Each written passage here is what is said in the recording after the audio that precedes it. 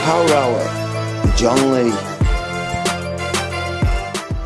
Boom, welcome to the Power Hour. I'm going to smash it because Susan Smith, one of the ingredients that made him special was his money.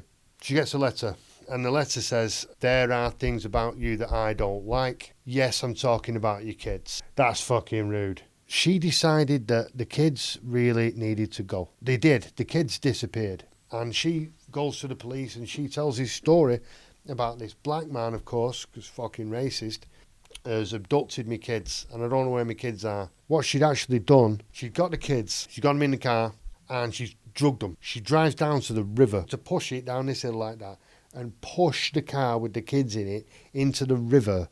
And the car, right, according to the estimations I saw, took about half an hour, 40 minutes. It took a long time for this fucking car to go down. She's fucking standing there, looking at them, watching them. They're banging their hands, the fists on the glass. Mummy, help us, get us out. And she's just standing there waiting for the car to sink. So this fucking bitch, because she wanted to be with this man who had some cash and she had a boyfriend, well, she decided that what she needed to do was to kill her kids so that she could be with this man who had money. So basically she killed her kids for money. Edmund Kemper, his mother is a domineering fucking hag, and she locks him in the basement, and it was a basic existence. So he goes and he gets the shotgun. Bang! Fuck off. Shotgun blasts his granny in the kitchen. Bang! Shotgun blasts her again. He's a child. And he thinks, fucking hell, my grandfather's coming home now. He's coming back from the market. There's his grandson. What? Sorry. Bang!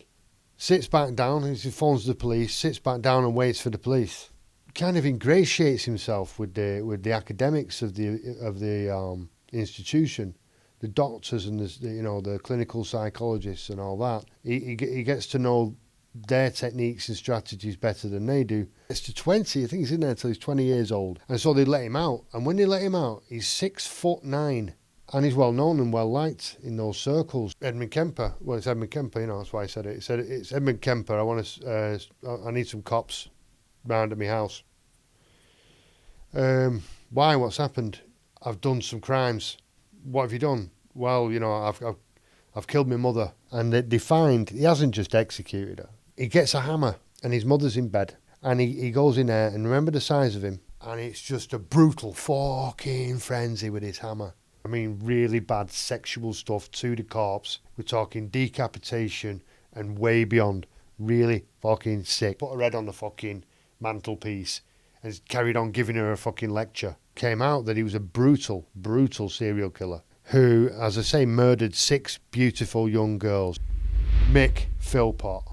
He decides to go round to the house and he's kicked the fucking door in and set about his girlfriend and he's stabbed her. He's trying to kill her. He's fucking got his knife and he's stabbing this young girl in the kitchen.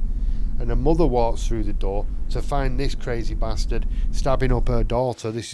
He married a girl called Mairead. And one of the bridesmaids there, she then became Mick Philpott's lover. And they were living together, all of them. And they were doggers.